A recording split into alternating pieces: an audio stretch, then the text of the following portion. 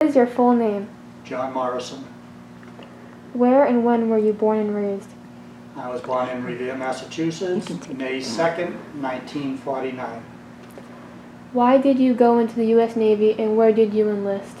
I enlisted in Boston. I joined the Navy because I didn't want to go into the Army and go to Vietnam.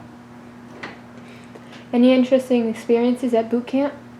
Not really. No, it was a boot camp. There wasn't anything unusual about it. It was military training. Nobody got hurt. So I didn't, so that was a good thing. What ship were you assigned to and how long were you stationed on it? My one and only ship was the Joseph P. Kennedy. I was assigned in August 26, 1970, and I got off it in Rota, Spain in July 21st, 1972. What was your rank or rate on the ship? I was a third-class petty officer radarman. What was the main job you had to do for the rate and what did it entail? It entailed working up in CIC, tracking surface and air contacts, and relaying that information to the bridge, setting up gunfire support. If we went down to Calibra down in Puerto Rico for gunfire support down there, and you would coordinate that with the fire control techs. What was your first thoughts when you saw your ship? First thought, I thought it was the aircraft carrier, not the destroyer. So I kept looking for the destroyer to be in Newport, and I didn't see a destroyer because the Kennedy was still out at sea when I got down to Newport. So then somebody told me, no, it's a destroyer. So you're not looking for an aircraft carrier. It was still impressive to see when they all pulled in. Where was your battle or workstation? In the CIC, Combat Information Center. Where was your berthing area? In the OC compartment after the ship's door down below. Please relate any interesting stories about your time on the ship. We had some good times. We went to a lot of places that I would never see other than being in the service. The only sad part was one of the crossings going over to the Mediterranean. We lost a helicopter from one of the transport ships that were bringing supplies back and forth to the different ships in the fleet, and they couldn't find the helicopter, and so they lost the total crew on the helicopter. So that was the worst part of the whole thing. Other than that, I was getting seasick a couple of times, but you're at sea. Did you see combat during the time you were on the destroyer? Did not. We stayed on the East Coast and just went to the Mediterranean and North Atlantic. Any interesting events or missions that you would like to discuss? We took one cruise that went up to the North Atlantic. We actually crossed the Arctic Circle, and then we went over into the Baltic, and over there we were with one of our sister ships. I think it was the Cromwell, and she lost power when we were over there. She had no steering, no power, no propulsion, and we were only like 20 miles off the Russian coast, and she started drifting in there, and then we could pick up the Russians coming out to see what's going on. So one of the other destroyers hooked up a tow line to her and towed her far enough out of their water so we wouldn't have an issue. So that was interesting. Okay, we already did that. What do you recall about your ship and the crew? It was a good crew. Yeah, the captain was great, Captain Rogers. He was the captain when I was on board. He was a real good guy. The crew in CIC were great. It was, one family. So we had good times. Many believe serving on a destroyer is a special thing. What are your thoughts about serving on a U.S. Navy destroyer? I liked it. At the time I may not have, but I liked it.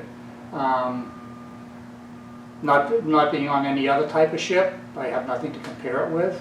So it was good. You get to go places that a larger ship couldn't get into. So we could pull up like the pier we are here now. The battleship wouldn't be able to do that. An aircraft carrier wouldn't be able to do that. You'd have to anchor out and be boated or launched into the to dock to go on Liberty, so that was cool about the destroyer gate, right up front. How did your service and experiences affect your life? The main thing, like I said, it was I've been to and seen things that I'll never see again. You know, I've been to the Mediterranean, I've been to France, I've been to Spain, been to Italy, been to Norway, been to England. You know, I'm never going to get there again. So it's good.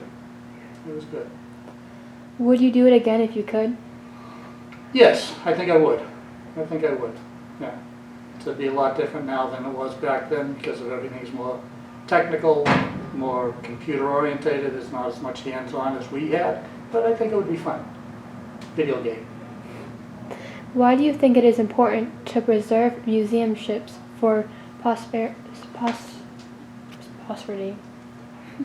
Because I don't think youth of today are being taught about U.S. history, so this is part of it.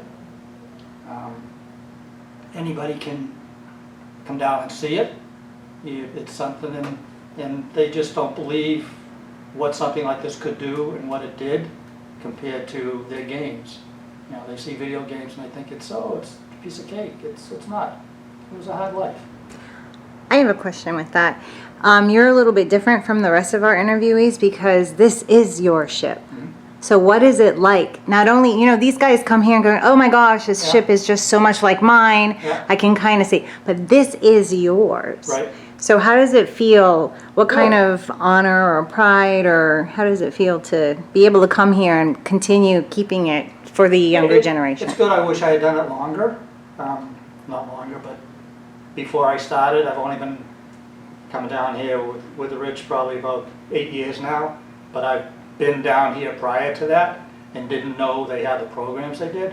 So it's real good a real good feeling to preserve something you were on. Can you explain a little bit about what you guys do when you talk about the programs? Because if I never seen this stuff before, you know, like the preservation, what do you do? It? Well, before I even got here, from what I'm learning from Rich, when Kennedy was decommissioned, it was gutted. They took everything out of it. So they, being the other volunteers before me and I think before Rich, went around gathering stuff from other decommissioned ships and reinstalling it on the Kennedy to bring it back to its heyday, which is it's good. And that's what we're trying to do now. We're trying to restore it to the late 60s, early 70s, the Vietnam era, even though it didn't go over to Vietnam. It was a Vietnam era destroyer.